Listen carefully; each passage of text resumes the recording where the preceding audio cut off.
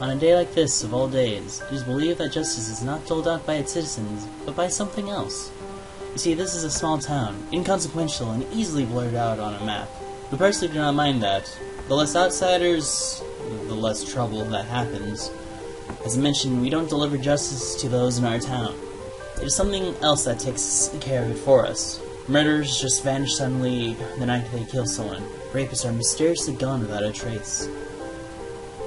It's believed that from the few outsiders who are kind people who our town is haunted, that demons and spirit kill those bad people. But we know better. They're not demons. Not even spirits for that matter. We have come to call them Murmurs, our unseen protectors and upholders of the law.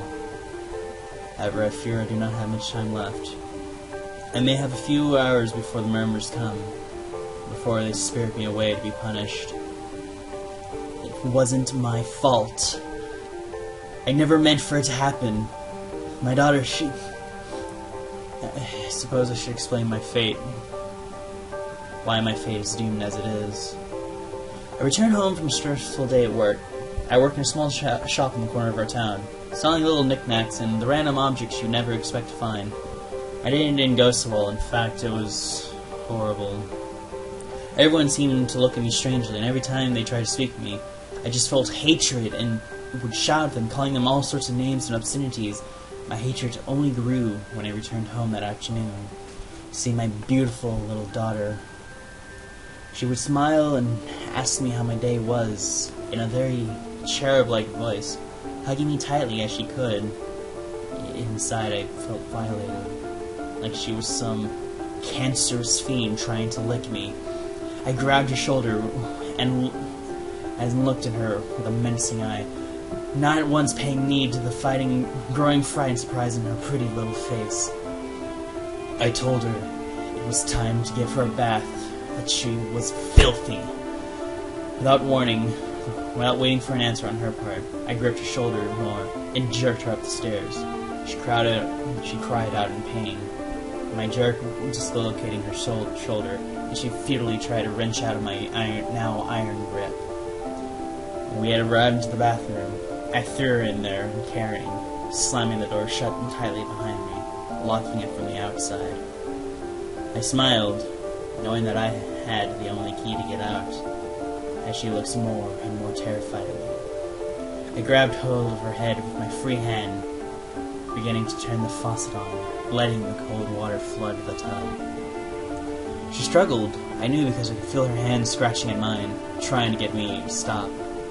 For sick fun, I just let her go and heard her fall against the tile, as I just stared at the tub intensely, making sure it would fill fully for what I had done. Afterward, I turned off the faucet and turned to face my dear daughter. She was pressed up against the door, her fingers clawing at it desperately, a small trail of blood leading from where she had fallen. I moved over slowly, grabbing her hair from behind her head. As I jerked, forcing her screaming away from the door, she struggled more, her hands grabbing hold of anything to anchor herself. I found strange glee and humor at this pitiful attempt at first. However, after about the third thing she grabbed, I snapped, bringing my free hand over her wrist and snapping it, getting a gut-wrenching scream from it that any father would have seized in terror. I forced her into the frigid water despite her screaming, my hands closing over her tiny throat, forcing her head under. Her hands only tried to fight off as I only applied more pressure. "You are filthy. It's time to take a bath." I spoke almost inhumanly as she struggled more and more sluggish, the air failing to reach her as only water entered in her panic. I had left her alone in that tub after her arms stopped struggling as I returned down the stairs. It was only then I had panicked. That reality had fallen upon me. I drowned my only child in cold blood. I destroyed innocence in anger and became no different from a monster. However, I was more afraid of what I caused. The Murmurs would come for me. They would take me away from my crime.